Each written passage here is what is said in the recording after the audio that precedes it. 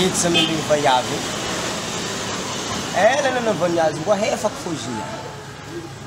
Ela la antegna gauche droite mandeha mitsakarakara ty montignana. Ary ela lia maty igny.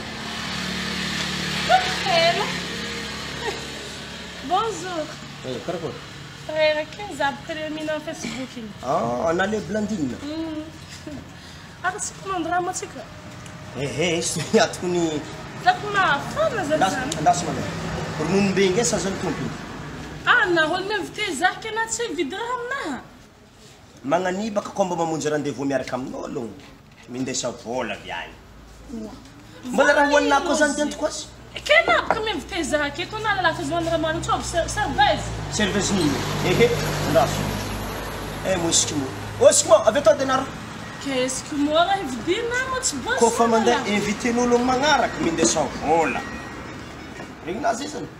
Tsy mezana azy. Ako dim ziba sa dipese escroa dai. Karana ta rua fo.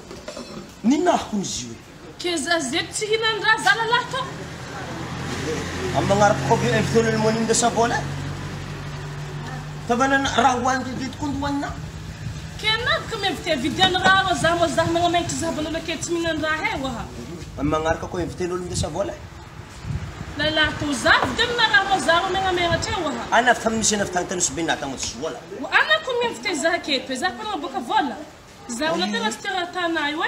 Ino farana zahna ko tsy vidra amna. Ko fakat baka samy nde vola nazy.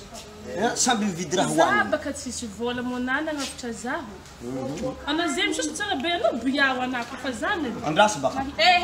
Ambla za no buyana. Invité n'olo na nde vola.